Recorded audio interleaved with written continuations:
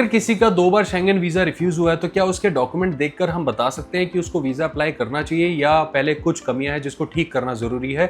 ये क्वेश्चन पूछा है हमारे व्यूअर @अब्दुल्ला शेख 296।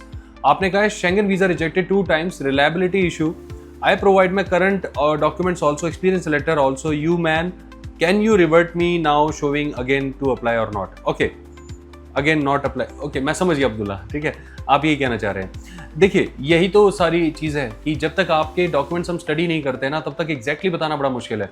मैं आपको बताना चाहता हूँ कि बहुत टाइम पहले एक बार हमारे पास एक क्लाइंट आए थे जिनका 6 टाइम्स कनाडा वीज़ा रिफ्यूज़ था। मेरे को प्रिसाइसली याद है 6 बार उनका कनाडा वीज़ा रिफ्यूज़ था और वो बड़े परेशान हो गए थे। उनको लगता था वीज़ा जो है ऐसे ही मिल जाते हैं क्योंकि उनके वहाँ नेटवर्क में बहुत लोगों को मिले थे। मैं बात आपको बता रहा हूँ 2021-22 की, जब वीज़ा बहुत आसानी से मिल रहे थे, मोर प्रिसाइसली 22 की।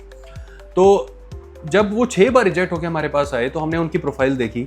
हमने कहा भी आप एक बार दिखाओ, प्रोफाइल उनकी अच्छी लेकिन presentation pathetic, visa filing pathetic, copy paste सब कुछ बुरा हाल कर रखा है। जब 7वीं बार उनका वीज़ा अप्लाई किया गया, आप समझ गए होंगे, उनका वीज़ा तो आ गया, लेकिन क्या उसमें हमने कुछ चमत्कार करा? नो, उनकी प्रोफाइल खुद ही बहुत अच्छी थी।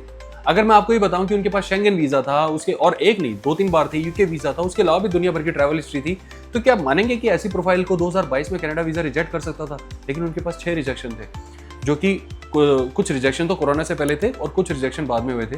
हमें बस ये जानना था कि उनकी कोई हिस्ट्री तो नहीं है। अगर उनकी हिस्ट्री खराब है तो पहले वो हिस्ट्री ठीक करवाई जाती, बट उनकी हिस्ट्री थी ही नहीं। सिर्फ it was all about lack of presentation. कहीं पर कुछ गलतियां, कहीं पर कुछ गलतियां, तो सारी एक बार करेक्ट करके प्रेजेंटेशन ठीक करी गई तो उनका वीज़ा आया। कुछ उनके पुराने रिफ्यूज़ल थे, उनको क्लियर किया गया। कुछ उनके प्रेजेंट रिफ्यूज़ल थे, उसके बारे में थोड़ा सा ब्यौरा दिया गया। तो इसीलिए अगर आप अपनी पूरी प्रोफाइल हमसे डिस्कस करते हैं, समझाते हैं हमें, हमारे जैसा हमें आंकड़े चाहिए वैसे आंकड़े आप हमें भेजते हैं, तो हम बहुत ही अच्छे से आपकी हेल्प कर सकते हैं, जिसमें हम बता सकते हैं और आपको वीज़ा रिफ्यूज़ल से बचा सकते हैं। और रिफ्यूज़ल की जगह वीज़ा भी आपका आ सकता है। डेफिनेटली वही तो पर्पस है हमारा, राइट?